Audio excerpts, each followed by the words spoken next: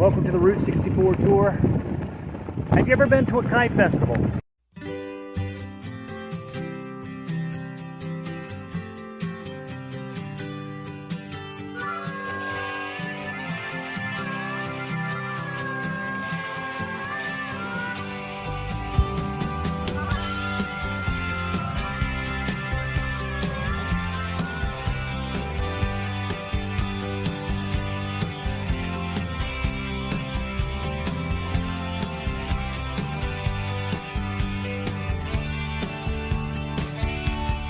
The Route 64 tour is a really great way to see North Carolina, all the way from the coast to the mountains.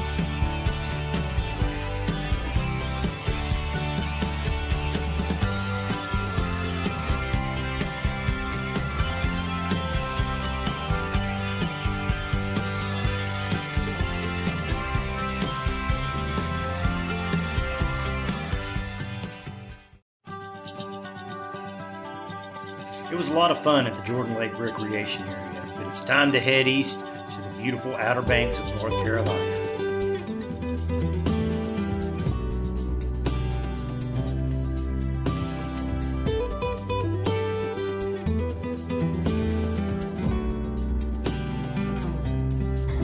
So we've just taken a break to give little man a break, let him get some water, but he's just freaking out because of the horns. Gas up and keep moving toward the Outer Banks.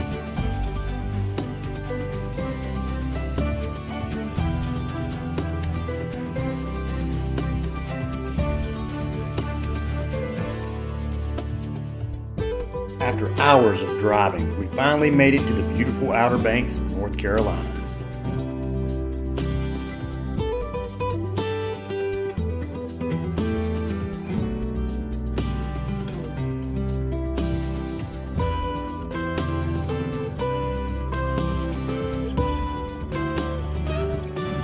We finally make it to the Outer Banks, and what's the first thing she wants to do?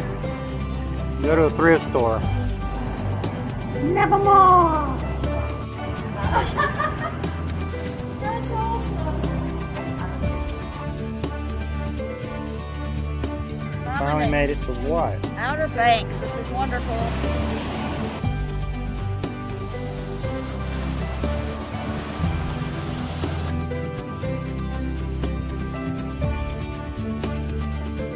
Welcome to the Route 64 tour. This is where it all begins in the Outer Banks of North Carolina. As you can hear by the crashing waves behind me, we're at the beach. So this is an ideal place to begin the tour. We're going to show you some things around the Outer Banks in this area on this episode. Stay tuned. Right here in Nags Head, North Carolina is where the Route 64 tour starts. But when you've got all of this to explore, we decided to stick around for a while.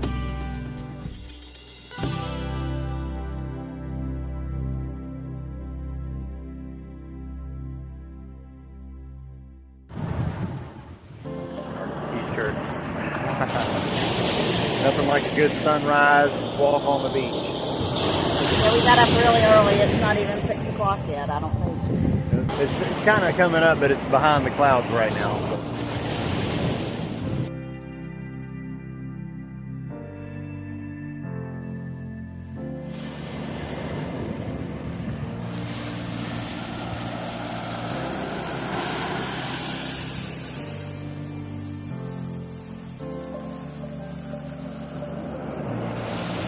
Water's cold. But that's good though. It's gonna be a hot day.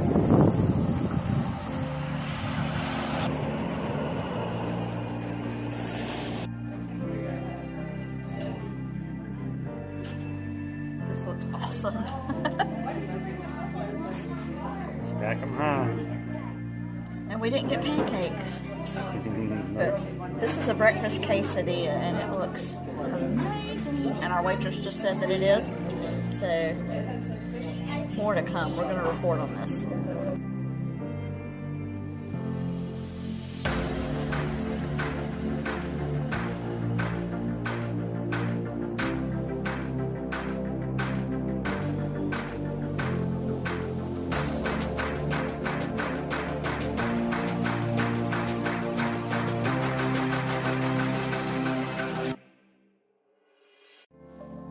We are at a kite festival today.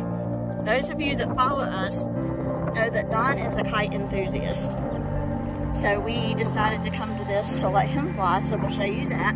But this kite festival is at the Wright Brothers Memorial, which is a tourist attraction in and of itself, so I'm going to show you that. So check it out. One of the cool things about traveling is that it gives you the ability to see this kind of stuff, and we have so much just within our own state that is pretty impressive to see. So I love showing all this to you guys. So this behind me is the Wright Brothers Memorial. This is where the first airplane was flown. Wow, that was quite a climb, but how awesome it is to see such a cool part of our history.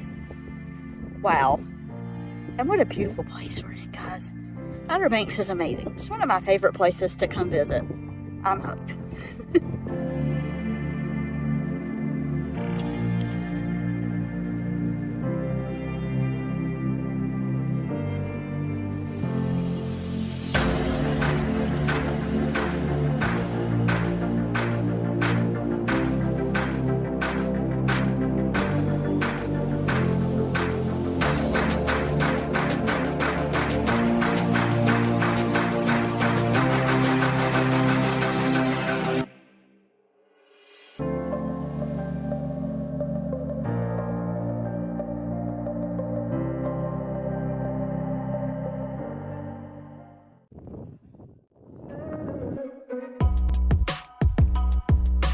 Wright Memorial Kite Festival is one of the many festivals and events put on each year by Kitty Hawk Kites. This annual event has been going on for over 40 years now. Kite festivals are growing ever more popular, and you can probably find one near you. People love to come and see the huge giant kites on display, or the amazing acrobatics of the stunt kites. And it gives artists like me a chance to show off our flying creations.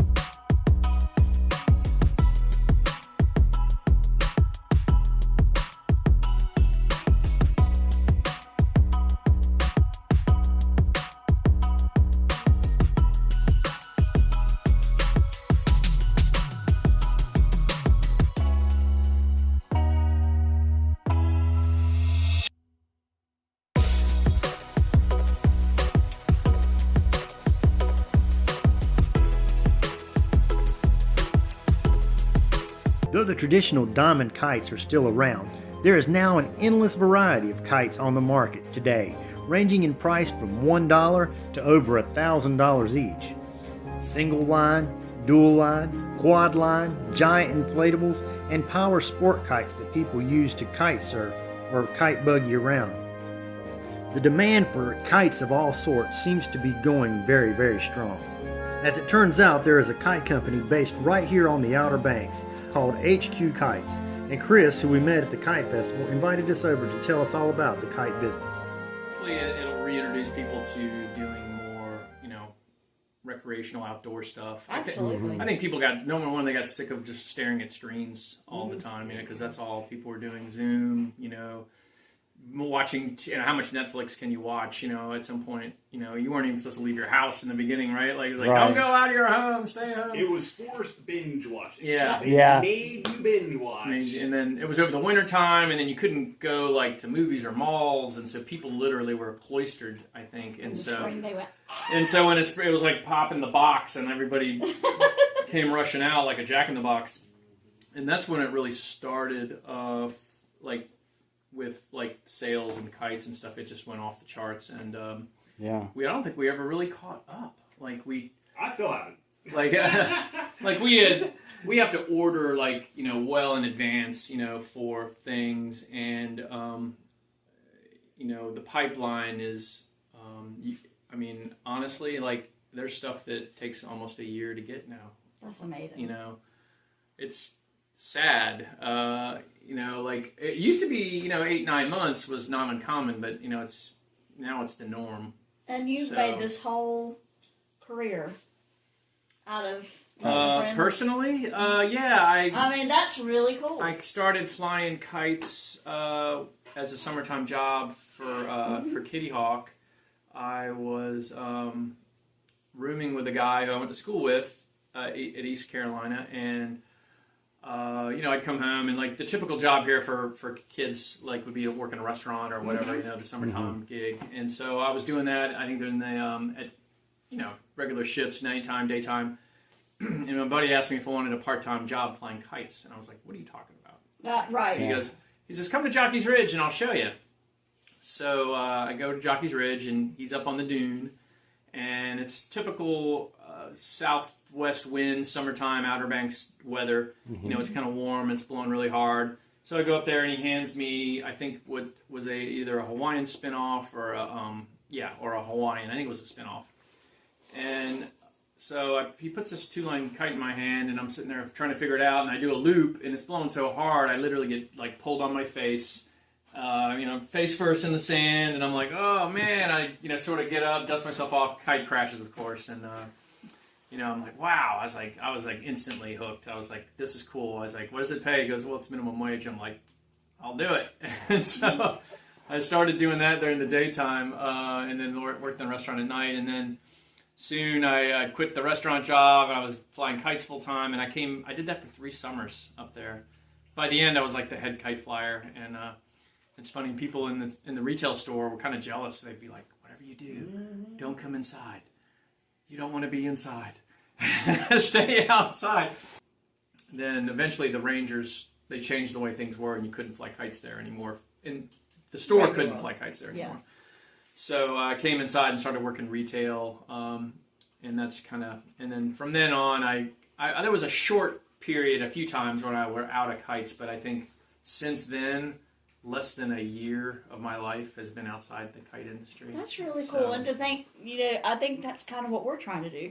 You're trying to make a life out of something that you have passion for. Yeah, right. Yeah, that's totally it. That's totally it. Yeah. So I think that's why we like you guys.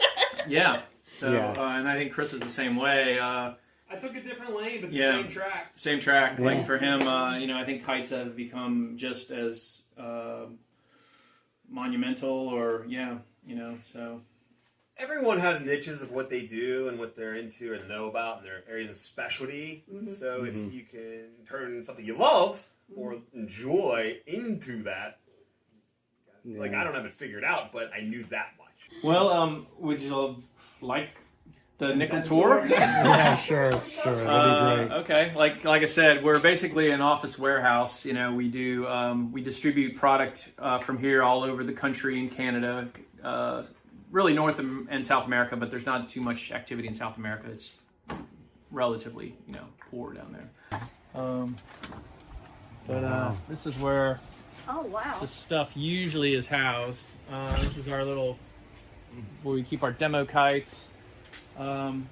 Normally there'd be shelves full of stuff, but during this period, there's more shelves and less stuff. But we have some things, but about as quickly as it comes in, it kind of goes out. So in other words, this is good. It's good. Yeah, I mean, like, it's better than the alternative where we have all this stuff and we can't sell. When all this started, we had lots of stock, you know, so it was like great, but then like the pipelines just seized up, and things are just so slow to move now globally. Like transportation networks are just, it's just amazing how slow. And like you hear news about it, but it's true. Like costs of containers have gone up for us 8 times what we were paying. Wow. Like it's just, it doesn't, it's hard to make up the difference, you know, for us. So there's definitely going to be price inflation on lots of different levels. Yeah. So, and a lot of it has to do with just the cost of getting it to market, you know. Anything else aside, like I know the price of lumber's up and blah, blah, blah. And like, it's not like the trees stopped growing, but just getting it to market on a global level is just so much more expensive now because everybody's trying to get everything and there's just not enough. Yeah, we kind of do all kinds of kites. We do single line for children. We do power kites, you know, things that kind of pull you around. This is like sort of, we have picking areas. We have, you know, some backstock up top. We've got parts. You can see here, Jackie's packing an order. So this is like our picking and pack area here, and this is just a typical day. This is an order that's being packed right here now, you know. So like when stores buy, like how many do they buy at a time? it depends. You know, we service different customers, different like we sell to kite stores, toy stores, hobby, gift. Outdoor shops. Well, most of them are mom and pop, but we do have some small regionals. We're not selling to anybody mass, like we're not selling to Walmart or Kmart or the Targets of the world, but we have some small regional shops. We do sell to Ace Hardware and some smaller regional chains. About how many vendors would you estimate that you have? I think we have around 700 or 800 different individual vendors, or not vendors, but accounts that we work with. The HQ brand kind of comes through Germany, even though we order direct from the factory, but a lot of that stuff is under the moniker of HQ Invento. The toy line, so the toy brand, like HQ is basically the kite line, and then Invento is like the parent company, and Invento a few years back they decided like we'll brand the toys as Invento. So we have things like this is a marble run. We have some remote control products that do real well. This is kind of kitschy remote control, little fire truck that comes in this little extinguisher. I love it. He has a little control in there, and there's some cones and everything. So this is shipped out to stores, and then they can just pop this and create a little in-store display for these. And there's different stuff like this. We have boats. There's boats, and there's like police cars, and That is cool. It's pretty neat stuff, and it's low price. It's impulse. So actually, it's funny. Like when this line, when the pandemic first started and all the shops closed down, this line could have kind of took a hit. Like at first, like we could see like the sales dipped because people weren't walking into stores and seeing this stuff. This isn't like something you go on. You don't think, hey, I'm going to buy a small miniature RC boat. Like people don't think that way. So they walk into stores and they just see this and they go, hey, this is cool. Look at this, and it's like, oh, it's only like $20. Hey, it's impulse. It's low price. So. It's toy grade, it's not hobby grade, but it works and it's cool, and so it has its own little niche. Well, this is awesome. It's been an education for sure. That's really good. I really appreciate you. Yeah.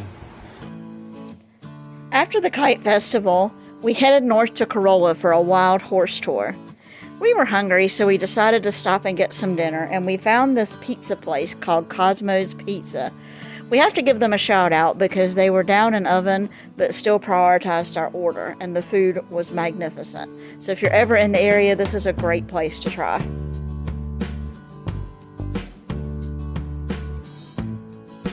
On this tour, the fun begins where the road literally ends. Only four-wheel drive vehicles are allowed to go past this point.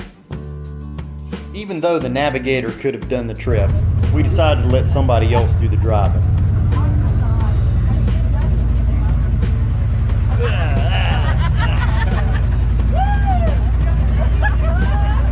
That's why they got the seatbelt.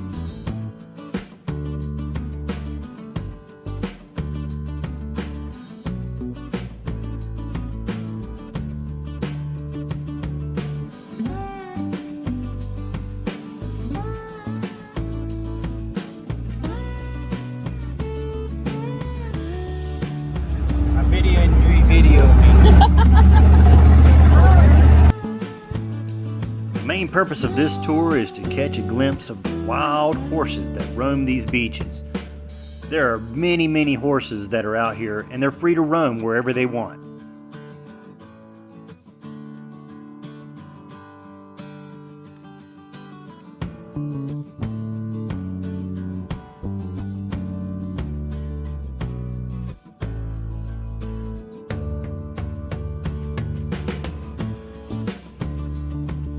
tour then concludes with a trip to the top of one of the largest migrating sand dunes.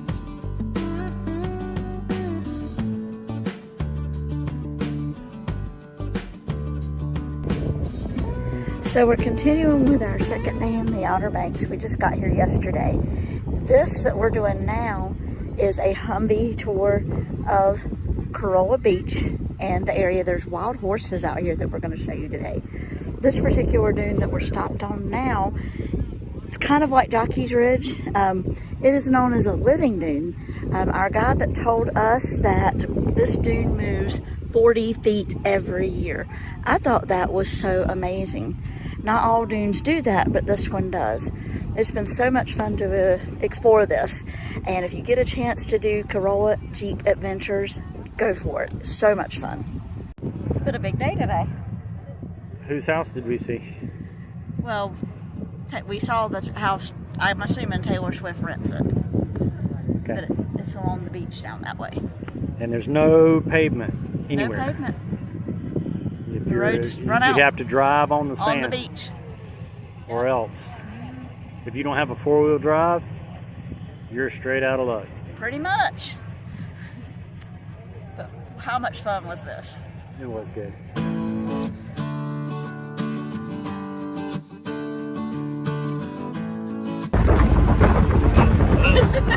If you're looking for a smooth ride, this is not your tour. But it was fun.